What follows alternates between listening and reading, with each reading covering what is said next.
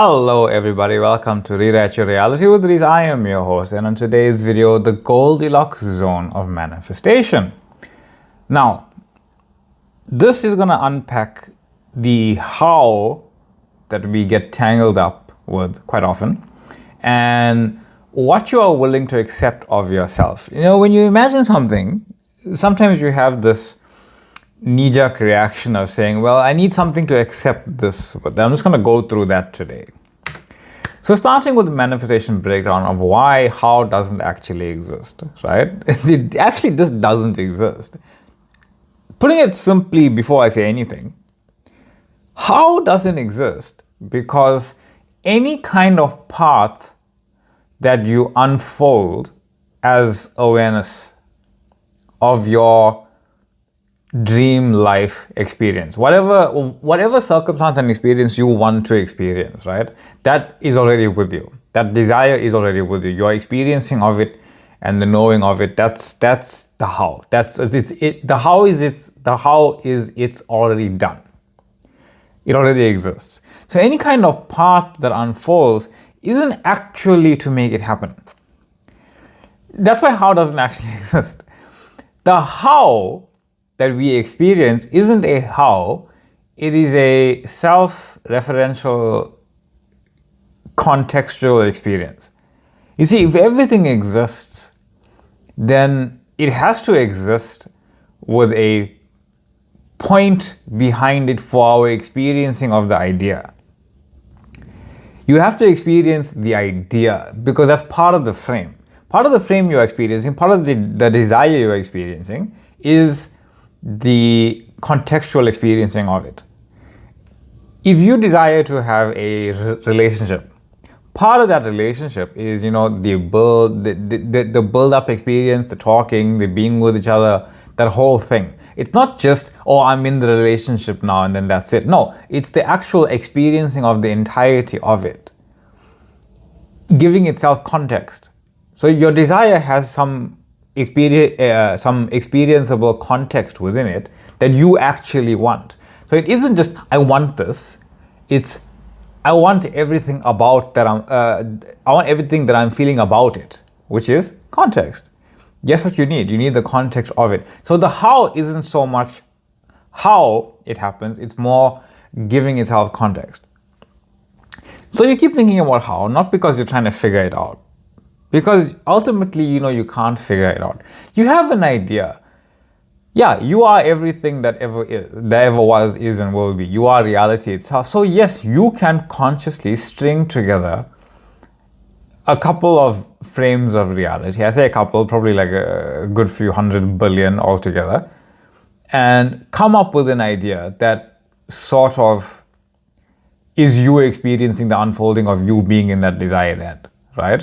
Of you being that identity, of you being in that relationship, or you getting that job, or whatever it might be. Now, you have this going on. But deep down, you know, well, there's an infinite number of ways this can happen. This is just one way. What we really do is that we believe that this one way is the only way because it's the only way we can actually see it from our vantage point. But God's vantage point, your highest self's vantage point, is knowing and being every single moving part. Simultaneously, knowing that every single moment it is being every single moving part, none of those moving parts, I say moving, but none of those still frames of reality that are giving the illusion of movement actually continue from one to another. You see, in reality, our linear experience of it doesn't actually go from point A to point B. The reality of it doesn't actually exist from point A to point B. See, point A and point B is actually point A and another point A, and any other point is another point A. Point origin, point only, point that, point this. Any experience you have of reality is literally just that. We are the ones that string together frames of reality that we naturally just do this for our experiencing of our individualized, specialized experiencing of our specific lives that we are living. Yes, and part of those experiences just as a thing, is us getting older. The days going by. We're putting those things together. We're putting the numbers in some sort of understandable order. But that's just order for us, it's order for our logical system to actually comprehend it. But it doesn't exist like that. You see, 1 and 2 and 3 and 4 numbers in that sense don't actually exist in reality in that linear order. They just superimpose onto one another. We put them together in that way to make some sort of order for it. But 1, 2, and 3, 2, 3, 4, 1, 4, 3, 2, 1, none of that stuff has a real order to it. We just used to one of them being more linear and logical and prevalent in our lives than the other. But in reality, they all just exist normally as one superimposed image that contains everything. And even with the how, you don't actually want to know how because you still want to be surprised by life. Imagine you had a desire for a surprise birthday. Now, you want to know you are the identity that can be surprised, that people in your life love and shower you with that love in things such as surprise birthdays, but you don't actually want to know that you have a surprise birthday coming, but you want to know that you are the identity. Well, the imagining of it, the knowing of it, the feeling of knowing that, hey, I am at my birthday, I was surprised that people threw a birthday party. The people that I love and I want to spend that time with, whether I know them physically or not, actually threw a surprise birthday for me. You only wanted to know that it was possible, but your awareness of it was already the potential of it. You don't actually want to know it's coming in the three-dimensional world. You want to be surprised. You see, that's how it works. It's our own self-forgetting and our own self-knowing while still allowing ourselves to be surprised by life, by reality, by ourselves. Not ourselves, the self, right? Like I said, the how assumes there's some sort of line from one moment to another, but everything happens together. You take 2 random moments in your life. Any moment right now you can think of, just 2 random ones. You are the one creating the story from point A to point B. There's no actual line there. There's nothing. They both choose superimposed experience of reality. They both exist here and now. Neither came first. You can go back further and say, oh, well, when I was 2 years old and then when I was 12 years old, the one that was 2 obviously happened first and the one that was 12 obviously happened second, but they both coexist. You are the one creating the timeline for your conscious making sense of it because you're identifying with a 3D, linear, physically focused version of yourself. You are reality. So 1, 2, 12, 20 all exist right now with the acknowledgement that, yes, I am creating a linear timeline for my sense of a physical life. But I am the reality of it. Each moment is its own frame. To say one thing happened and then another is not actually reality. Progression comes from stringing together these frames, and we call it continuity, but there is no continuity. This frame is new, the next one is new. When I started the video and when I am right now, all of us as a consciousness are stringing it together in a different way. Yes, the video has a finite expression of it, but our experiencing of that finite expression is infinite, and we can string it together however we like. So when you imagine something, you aren't actually going somewhere. You're just calling forth the filtered version of yourself for what you are experiencing right then and there. You are infinity, but infinity doesn't actually want to experience itself, infinity, as one physical life form because it won't be able to actually experience itself. Infinity is experiencing itself frame by frame as infinite versions of consciousness, stringing together those frames in an infinite number of stories that it is experiencing as itself. You, me, everyone else, we all have our superimposed consciousnesses. That's one consciousness experiencing the stories of our specific physically focused viewpoint. Because of that, there is no actual past. There's no future. There's only a now moment of who and what you say you are. It looks like that because we see things unfolding linearly all the time. We see the calendar going from point A to point B. We see the trees growing up and then getting cut down and then doing it again. We see ourselves getting older in the mirror. All of that is the illusion of linear unfolding, our belief in linear time. But it's not actually there. It's just a natural part of our experiencing. You don't have to do anything with it. And everything seems like doing, right? When you meet people, you go places, things happen, but they're coming from identity. They're coming from the knowing that this is all coming from me and what I'm allowing myself to be in the moment, what I'm accepting of myself to be in this now moment. If I accept myself to be in this now moment, that anything goes, that there's no limitation, that the idea of a limitation doesn't make sense if you identify as being source. Why? Because it would mean that source created a selection of images of reality that you as source can't experience, but are aware of knowing and are holding it back from yourself. It's like saying this, right? If that was a little confusing. So just bringing it down so we can all grasp it. You are a physically focused person. Let's just say for now, it is true that physically focused you is God.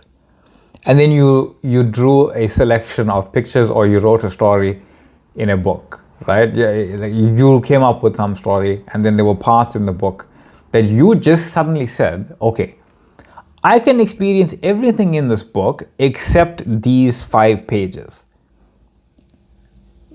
That's it. Like you wrote out your entire dream life. You wrote out the entirety of your dream life. And then you said, on these 5 pages, I cannot experience this. I can't experience this. I'm limiting myself from experiencing these 5 pages because they are too amazing, too much, too complicated, too different from everything else in this life that I have written out as my dream life, and I can't experience them.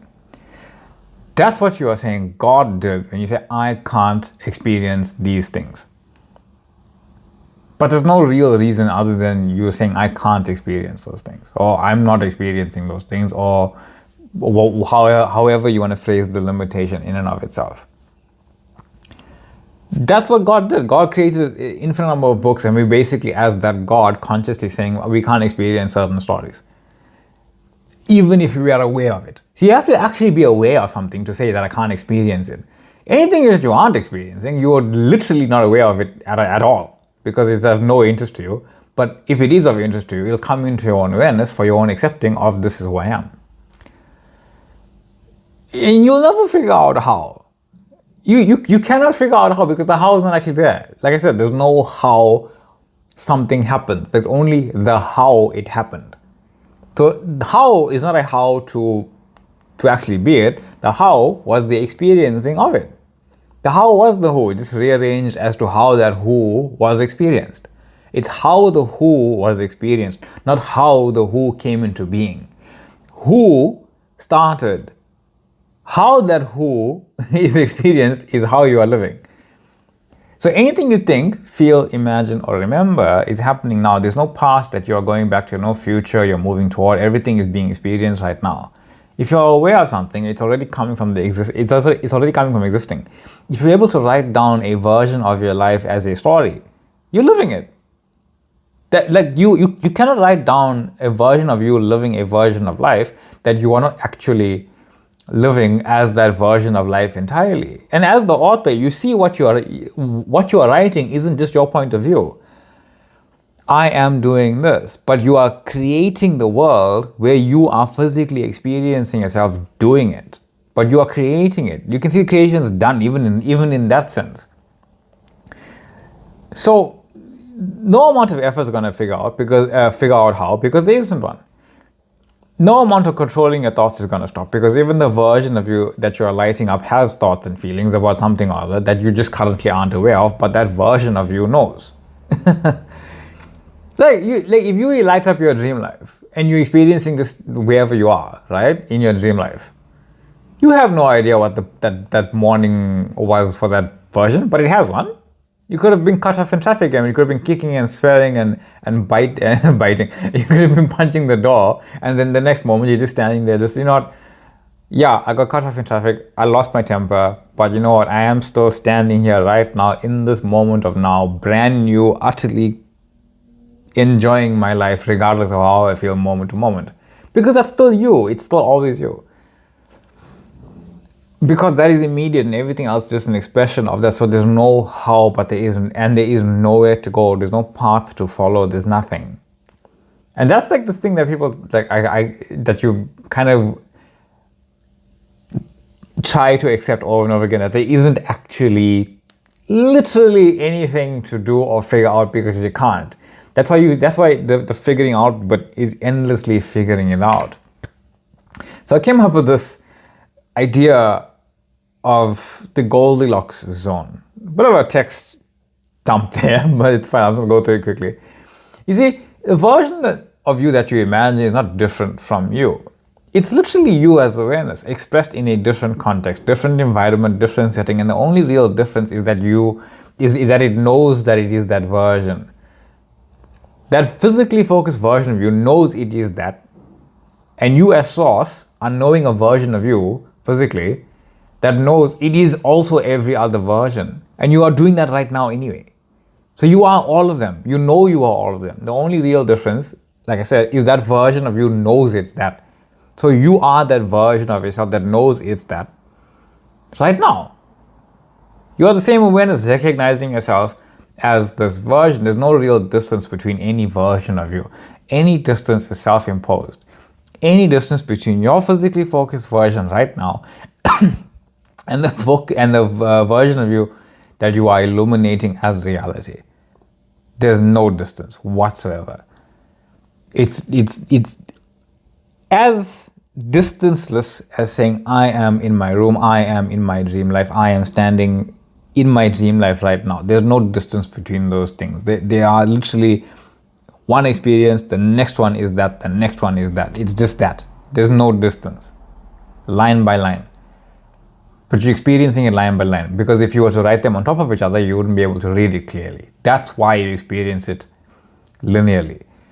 Because if you were to write down, I am in my dream life, I am sitting in my room, and I am in my office, I am driving my car on one line, on the same line, you wouldn't be able to experience it because it will just be superimposed. And the more you write there, the more you know of yourself on the same place, you can't actually experience it. So how you relate to these desires is actually really interesting.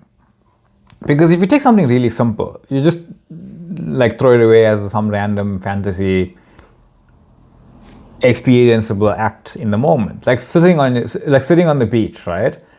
It becomes difficult to accept that because it's so simple. Because there's nothing to justify this. There's no feeling. There's no emotion of a click that says, yeah, okay, I am this now. Like you when you accept it, there's no click saying, yeah, okay, I felt the acceptance of it.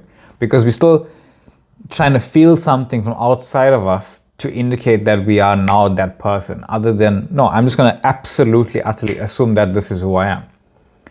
It's like owning a company or living this massive, expansive life.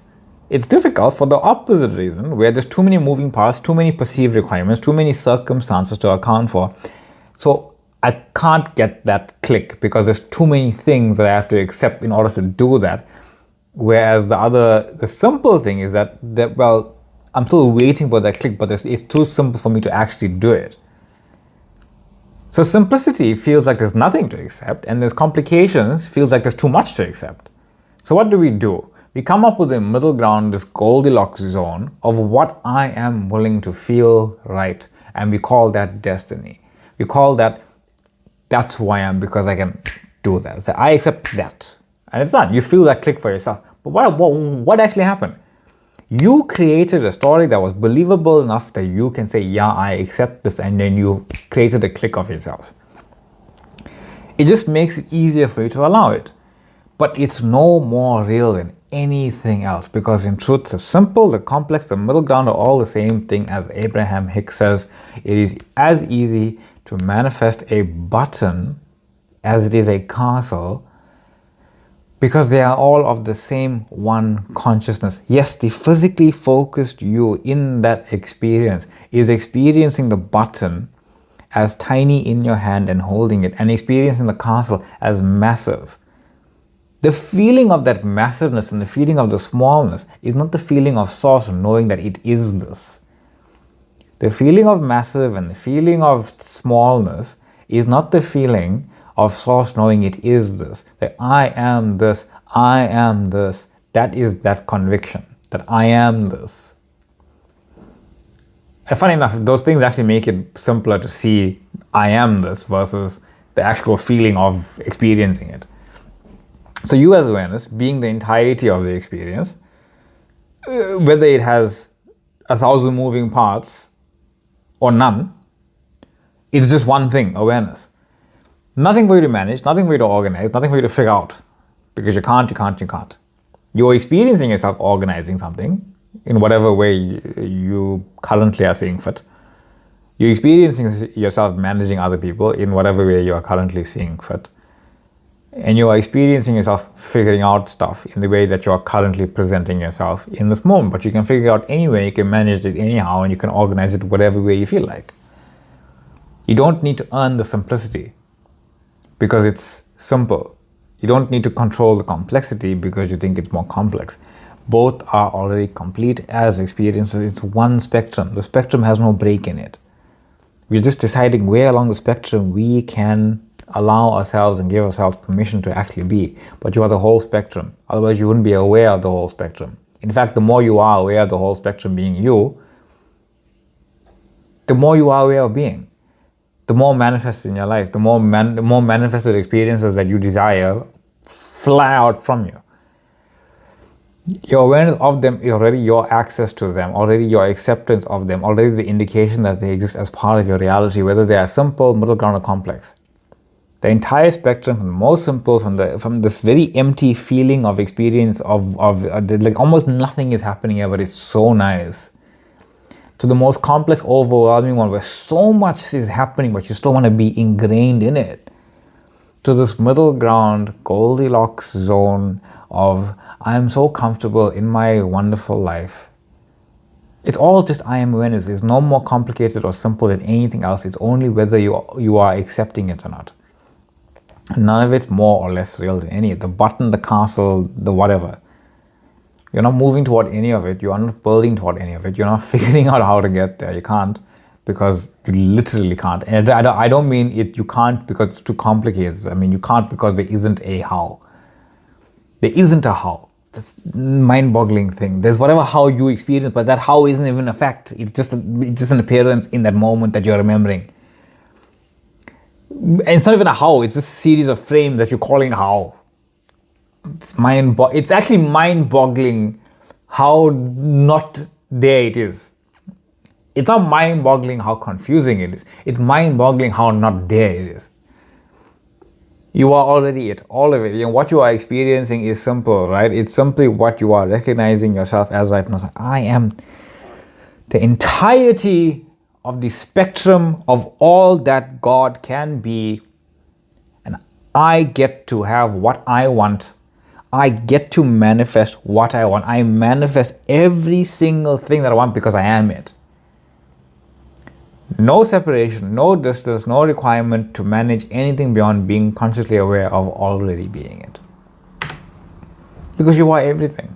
You are all of those superimposed identities, all of them shifting and moving and creating their own, having the creation of their own experiences back to front, but they all exist now.